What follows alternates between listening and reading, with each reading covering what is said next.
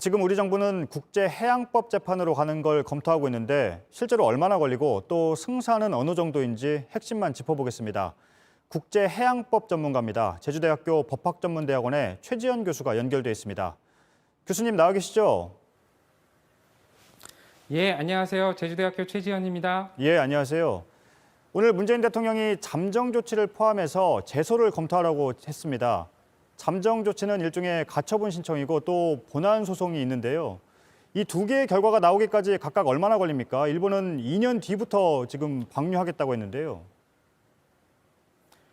예, 일단 지금 말씀하신 거는 유엔 해양법 협약 82년에 체결되고 94년에 발효된 유엔 해양법 협약의 해석 및 적용에 관한 분쟁 사안인데요. 기본적으로 일본하고 한국 사이에 우리나라 사이에 해양법 협약상의 분쟁이 발생하면 중재재판을 통해서 해결하도록 되어 있습니다. 근데 이 중재재판이 결과가 나오기까지는 3, 4년 정도의 시간이 걸리고요.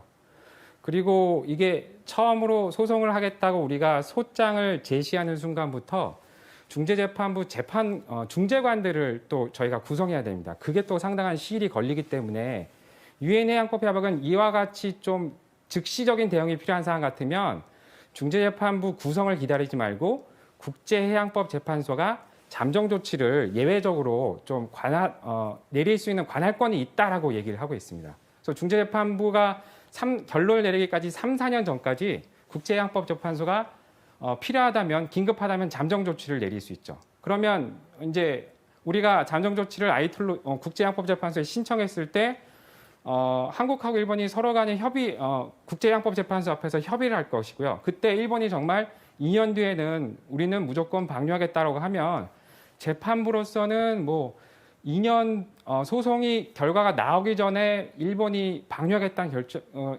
태도를 보이면 그에 대해서는 잠정 조치를 통해서 일단 본안 소송의 결과가 나오기 전까지는 방류를 하지 말아라 이런 잠정 조치를 내릴 수가 있는 것이죠. 예. 잠정 조치가 만약에 나오기까지는 당장 내일 말씀하십시오. 예, 잠정 조치가 나오기까지는 그러면 얼마나 걸립니까? 잠정 조치 내용이 무엇이냐에 따라서 달라지는데 가정을 해보자면 일본이 계획을 바꿔서 당장이라도 내일 원자력 오염수를 방류하겠다고 얘기하면 우리는 하루만 해도 잠정 조치 신청을 할 수 있고 재판부는 하루만 해도 결론을 내려줄 수 있는 게 잠정 조치입니다. 네. 그럼 지금 입장에서는 일단 잠정 조치에 주목을 해봐야 될 것 같은데요. 그런데 지금 한국 정부로서는 만약에 잠정 조치에서 한국의 요구를 받아주지 않으면 그렇게 되면 일본의 논리를 또 정당화시켜주는 것 아니냐 이런 우려가 나올 수가 있는데요. 승사는 어느 정도입니까? 예.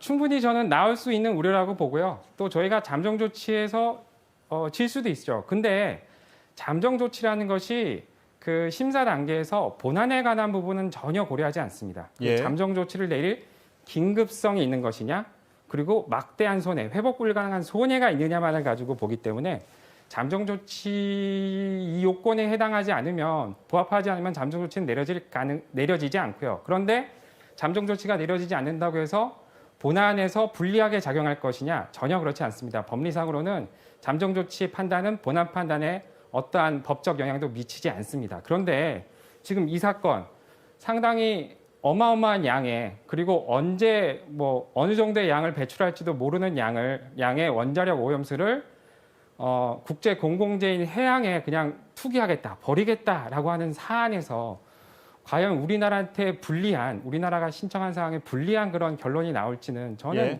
그러지는 않을 것이라고 보고요. 상당히 우리한테 유리한 잠정 조치가 나올 것으로 저는 예상합니다. 예, 일단 그러면 잠정 조치는 승산이 있다라는 게 지금 교수님의 생각이신데요. 그러면 전체적으로 봤을 때 이번 사안은 어떻게든 국제해양법 재판으로 가는 게 맞다라고 보시는 거죠? 저는 세 가지 측면에서 저희에게 상당히 유리한 지점이 있다고 생각이 되고요. 물론 국제 문제를 해결하는데 이 국제재판이 만능의 도구는 아니지만 이 사건을 우리가 유엔 해양법 협약상의 재판 절차에 가져간다면 첫 번째로는 이 사건의 의미를 완전히 다르게 국제사회에 제시할 수가 있고요. 이전까지는 좀 국제사회에서 많은 그 주목을 받지 못하던 사건이었다면 우리가 국제재판을 제기함으로 인해서 국제적인 여론도 환기될 것이고요. 그리고 이 문제가 국제 해양에, 국제 공공지라고 하시는 해양에 엄청나게 큰 해악을 미칠 수 있는 사건이라는 게 국제 여론을 통해서 더욱더 환기될 것이기 때문에 우리에게 상당히 유리할 것이라고 생각이 되고요. 그다음에 예.